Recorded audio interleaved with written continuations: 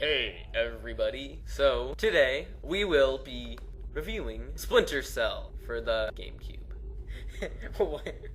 This game came out in 2002 and is pretty much available for every system, like even handhelds. There was a Game Boy version, I think, and it's been critically acclaimed. It came out 8 years ago. It's one of the, people call it one of the best stealth games around, or at least when it first came out. And it is a pretty long-running series.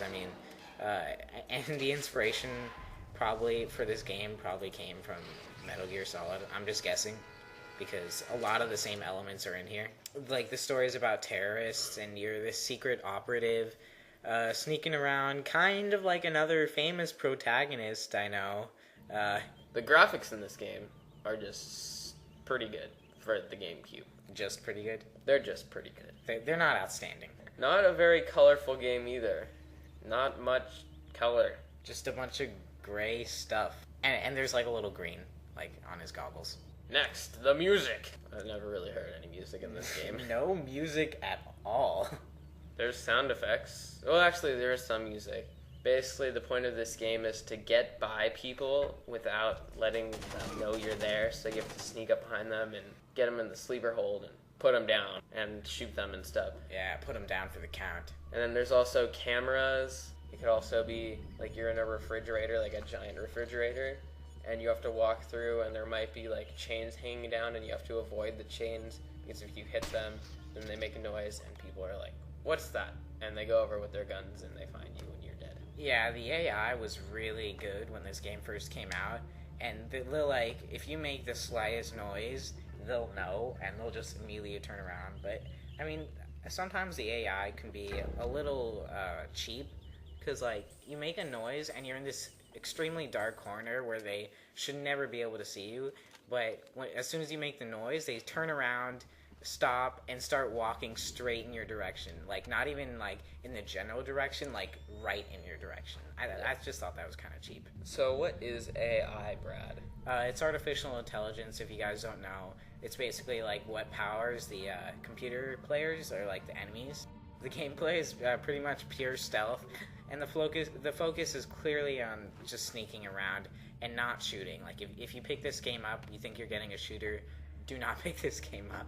Because you're gonna get pissed because it's not a shooter at all. It's actually just sneaking around and doing stuff like that. Yeah, ammo is actually pretty hard to find in this game, and along with med kits too. And so you really have to be careful. You can't just go in guns blazing, because you'll last probably about 5 seconds. You'll run out of ammo and die. Yeah, that's really annoying. And also, the one thing I don't like about this game is it takes like 10 shots to kill an enemy. I mean, what sort of terrorists need to die, like, die after 10 shots? I mean, like, just imagine, like, I don't know, some person you know, like some strong buff guy, getting shot 10 times in the head, and they're still alive. Like, even the strongest guy in the world is not going to last more than, like, 3 shots. Yeah, I kind of didn't like that. It should have just been, like, headshot, you're dead. Yeah. Because I got a whole bunch of headshots, and they never died immediately, like, snap. Yeah. I mean, the game is also kind of short, but don't think you'll complete it in, like, a few hours. It's very difficult. Like, it's kind of like trial and error gameplay, which really sucks, because sometimes you are really far in the level and you die and you go all the way back to the beginning. Yeah, there's only like a handful of checkpoints per level, and these are kind of long levels. Yeah, really long, since there's only, like, I don't know, like a couple levels. Yeah, probably around like 15 or something, or less than that, between like 10 and 13. Yes.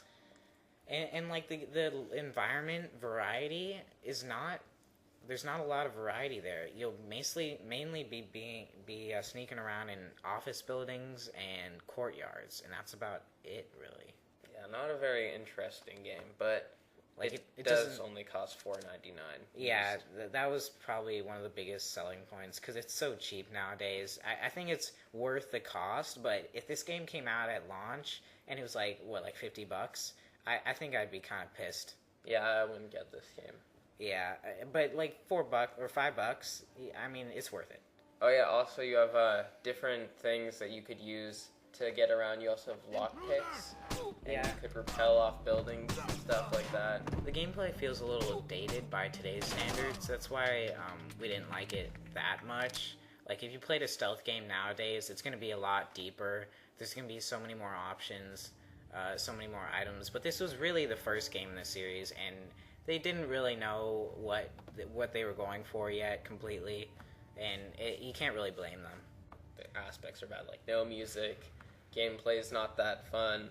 If you have an option, like a different console besides a GameCube, Xbox, all those last generation consoles, if you have like a PS3 or an Xbox 360, there are better Splinter Cell games for those systems. Like Splinter Cell Conviction. Or even if you have like a GameCube, they're just like buy one of the sequels, they're probably better. So that's our review of Splinter Cell. Hope you enjoyed. Happy gaming! Alert! All men to full alert! We have an intruder in Nikolaj's office! Wake up, you bastards! I want troops in there now! We are sending reinforcements now!